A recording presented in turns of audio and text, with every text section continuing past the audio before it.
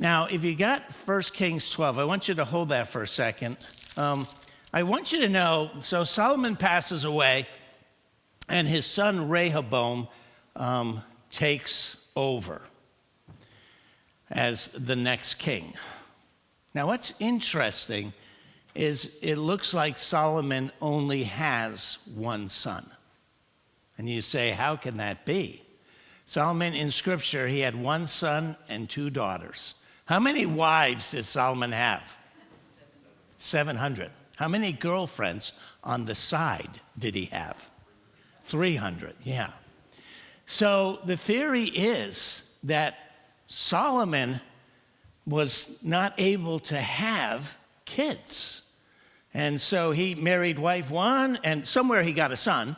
But let's just assume that was with wife 1. But then he didn't seem to be able to have any more sons. So he married wife 2, and she couldn't give him sons. And he married wife 3, and she couldn't give him sons. And wife 4, and he got a daughter. Well, so obviously Solomon thought, man, there is something wrong with all the women that I'm marrying because they can't give me a son.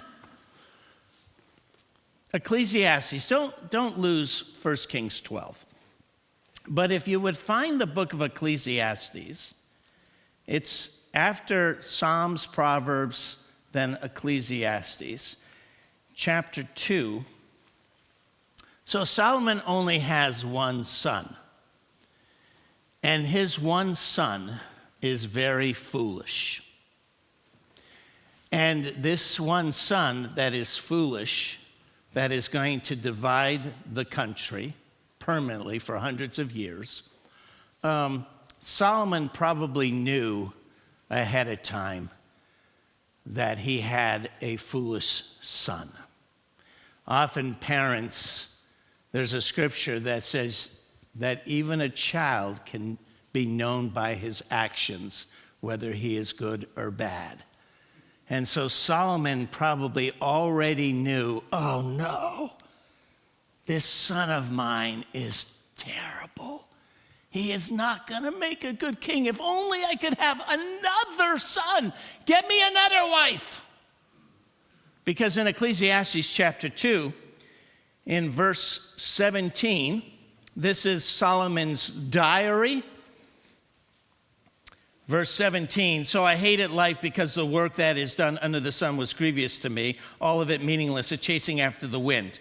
I hated all the things I had toiled for under the sun. Because, and he built an amazing kingdom. Nothing like it has been seen since. I hated all the things I had toiled for under the sun because I must leave them to the one who comes after me, his son. And who knows whether that person will be wise or foolish? He already suspects he's going to be foolish. Yet they will have control over all the fruit of my toil into which I have poured my effort and skill under the sun. This too is meaningless. So my heart began to despair over all my toilsome labor under the sun. For a person may labor with wisdom, knowledge, and skill. And then they must leave all they own to another who has not toiled for it. This too is meaningless and a great misfortune. This is the wrestling that occurs when a mom and a dad build a family business that they want to pass down as this family business to their heirs. But then they know, mom and dad know, we built this great family business, but the children that we're going to leave it to, or the son or the daughter or whatever, we can tell already they're going to ruin the business. We worked so hard, dear. We worked so hard to build up this business or to build up our finances, to leave it to our children that are just going to blow it. And in most cases, that's exactly right. That is exactly what happens. So, if your kid's here, I just wish you would be honoring to God and learn from your parents when you step into the blessing that the parents will hand down to you. But anyway, back to 1 Kings, Solomon was correct in his diary when he was like, I got to leave it all to Rehoboam. my only son, and I think he's going to ruin it. And he does. Chapter 12 of 1 Kings. Rehoboam. So David, at the end of chapter 11, Solomon dies. Chapter 12, verse 1, Rehoboam went to Shechem, for all Israel had gone there to make him king. So he is now going to be the next king. We start with King Saul, King David, King Solomon, King Rehoboam. Verse 3, so they sent for Jeroboam, and he and the whole assembly of Israel went to Rehoboam, King Rehoboam, and said to him, your father, Solomon, put a heavy yoke on us. He really taxed us to the limit. But now, lighten the harsh labor.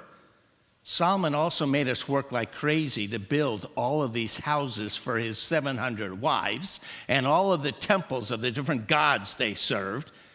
So there was a lot of harsh labor and the heavy yoke he put on us. If you could lessen that, we will serve you. Solomon was tough. He was hard.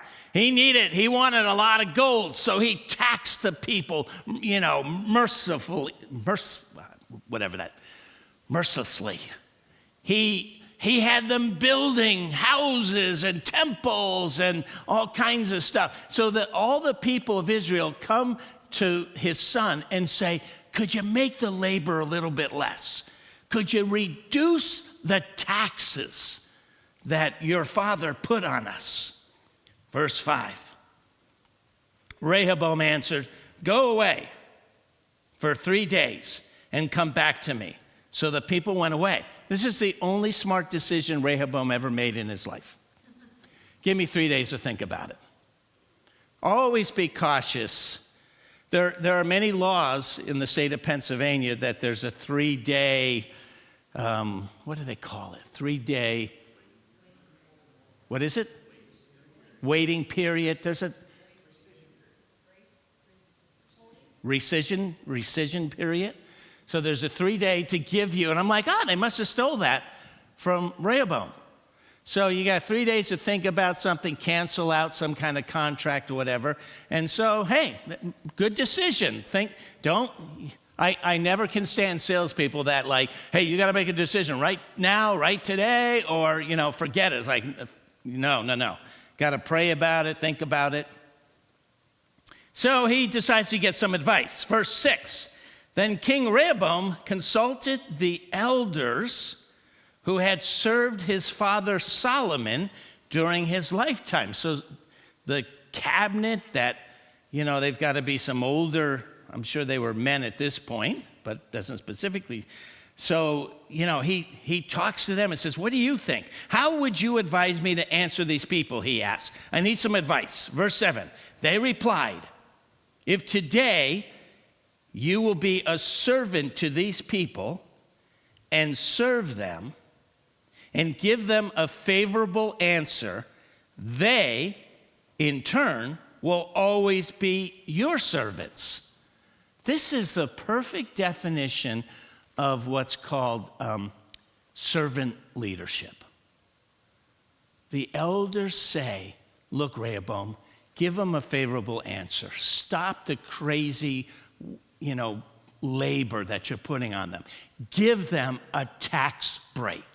And if you serve them by making their life easier, then they in turn will serve you all the days of your life as king.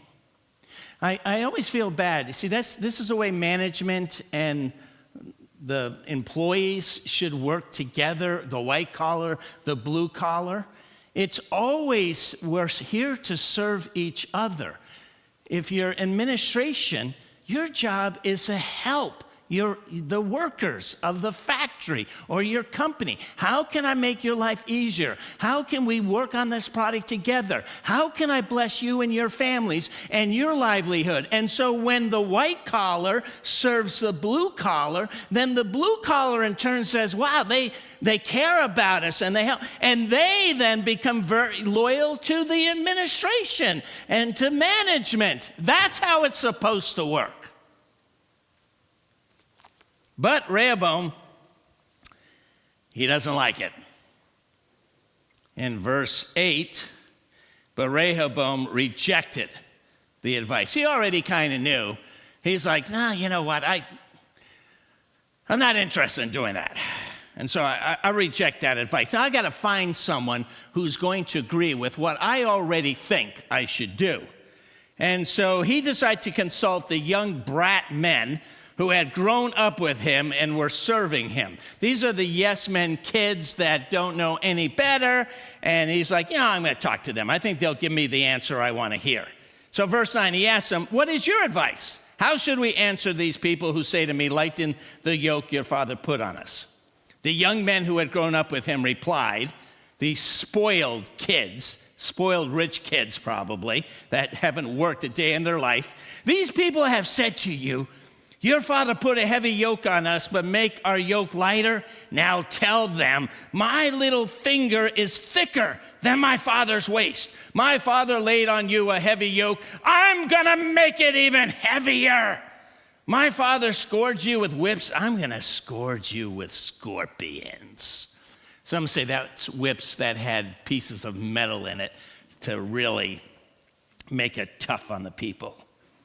Verse 12, 3 days later, Jeroboam and all the people returned to Rehoboam as the king had said, come back to me in 3 days. The king answered the people harshly, rejecting the advice given him by the elders. He followed the advice of the young men and said, my father made your yoke heavy. I'm going to make it even heavier. My father scourged you with whips. I will scourge you with scorpions.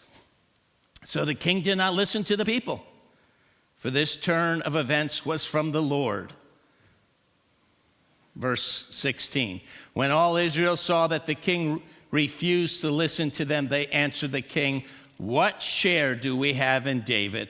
What part in Jesse's son?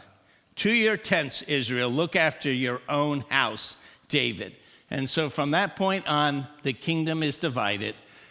2 tribes that stayed with King Rehoboam, and the other 10 tribes started their own nations. It's the beginning of 2 different nations called Israel and Judah. I don't have time to go into that now, but literally in that one decision, Solomon's son blew apart the nation that Solomon had made into a great nation.